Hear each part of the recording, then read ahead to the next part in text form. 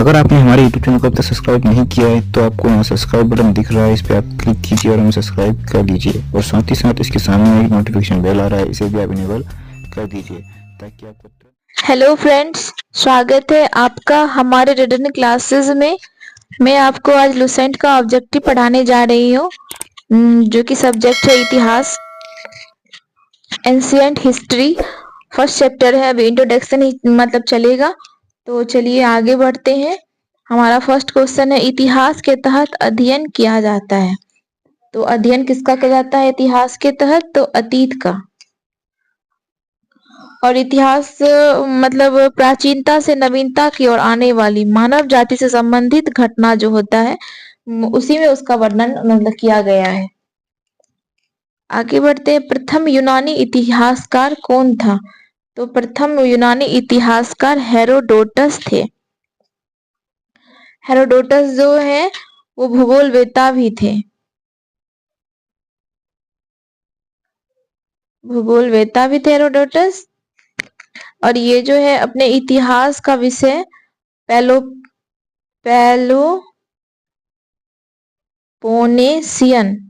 Peloponnesian युद्ध को बनाया था। और इन्होंने हिस्टोरिका नामक पुस्तक भी लिखी,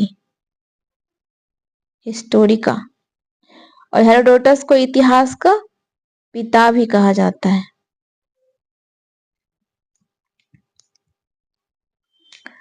आगे बढ़ते हैं। थर्ड क्वेश्चन है हमारा, निम्नलिखित में से किसने अस्पष्टता कहा कि इतिहास के समस्त निष्कर्ष युक्ति संगत साक्ष्यों पर आधारित होते हैं? तो ये हो जाएगा थ्यूसिडाइडिस। आगे बढ़ते हैं। द हिस्ट्रीज के रचनाकार का नाम क्या है? तो इसका हो जाएगा हेरोडोटस, जो कि इसी को इतिहास का पिता भी कहते हैं, हेरोडोटस को।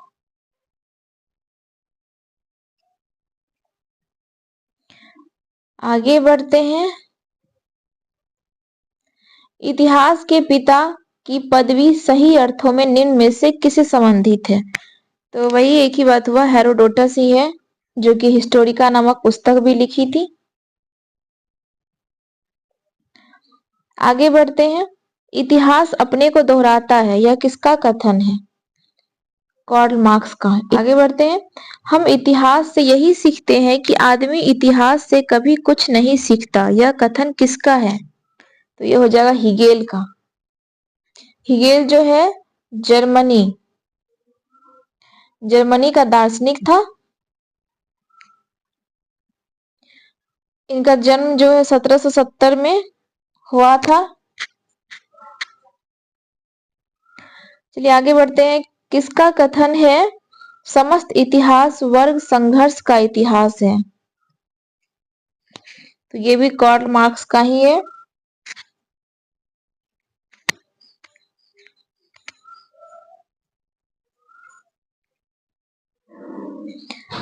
आगे बढ़ते हैं।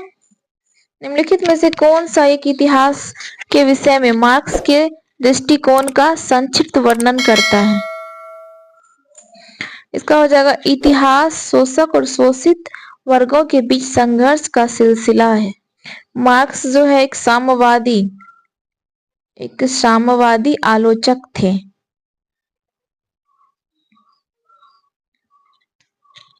और इन्होंने जो है इतिहास को वर्ग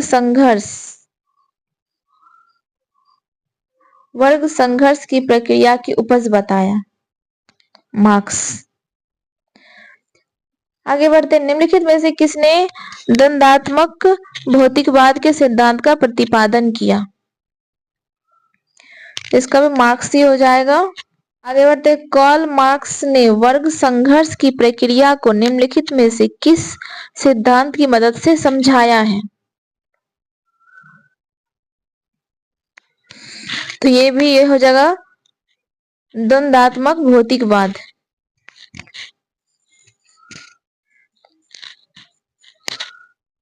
और द्वंद्व का विचार जो है मार्क्स ने किससे प्राप्त किया था? तो हीगल से ग्रहण किया था।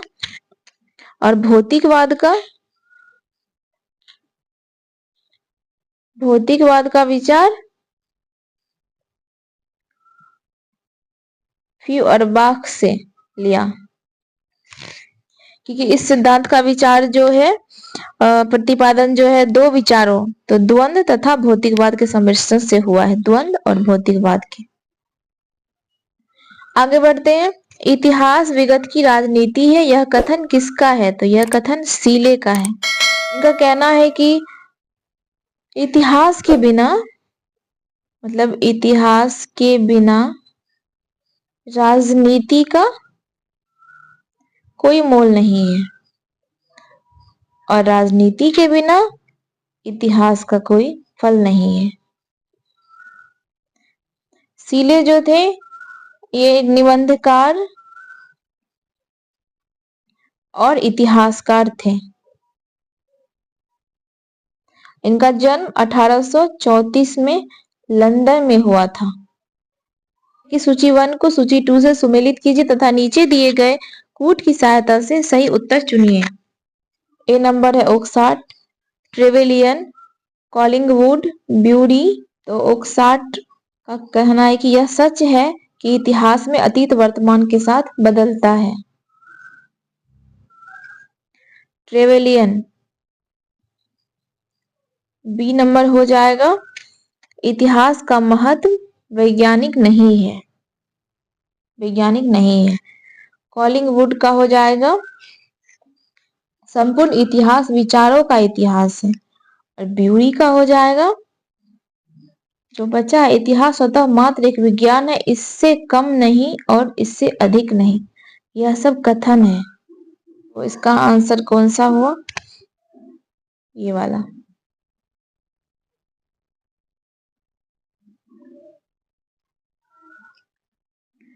आगे बढ़ते हैं। किस इतिहास दर्शन शास्त्री ने कहा था समस्त इतिहास समकालीन इतिहास है? समस्त इतिहास समकालीन इतिहास है। तो इसका हो जाएगा बेनेडिटो क्रोचे, बेनेडिटो क्रोचे। आगे बढ़ते हैं।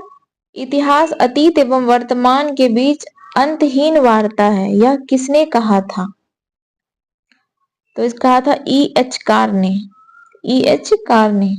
ये जो थे ये यथार्थवादी थे, लेकिन मार्क्सवादी बन गए थे।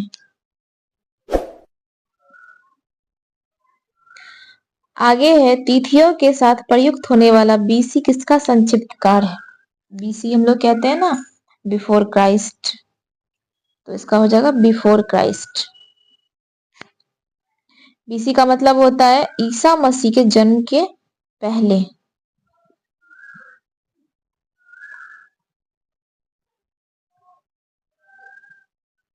जन्म के पहले। आगे तिथियों के साथ प्रयुक्त होने वाले, तिथियों के साथ प्रयुक्त होने वाले AD का पूर्ण रूप क्या होता है? तो AD का हो जाता है एनो डोमिनो। AD का मतलब होता है, एनो डोमिनो का मतलब होता है ईसा मसीह के जन्म के बाद।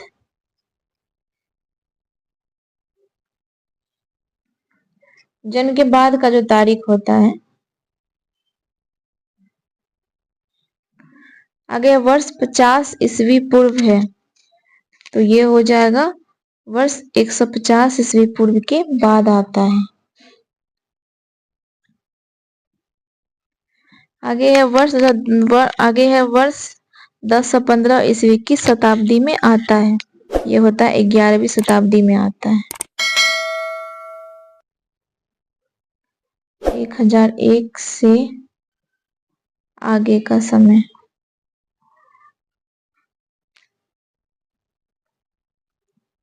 ग्यारहवीं शताब्दी में आता है। आगे सूची 1 को सूची 2 से सम्मिलित कीजिए और सूचियों के नीचे दिए हुए कूट का प्रयोग करते हुए सही उत्तर का चयन कीजिए। विक्रम संवत, ये संवत होगा। शंख संवत, गुप्त संवत, कली संवत। इसका हो जाएगा विक्रम संवत का 248। शंख संवत का 78 और गुप्त संवत का 320 और कली का 3102। शंख संवत जो है भारत का राष्ट्रीय कैलेंडर है। गुप्त संवत चंद्रगुप्त प्रथम ने अपने शासनकाल में चलाया था, इसीलिए इसे गुप्त संवत कहा जाता है। यह गुप्त सम्राट तक ही इसका प्रचलन रहा। और ये कली संवत जो है यह कलयुग संवत भारत का प्राचीन संवत है। कली संवत जो भारत का प्राचीन संवत है।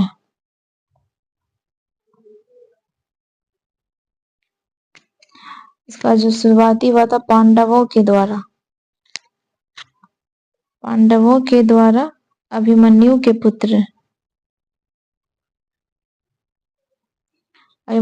पुत्र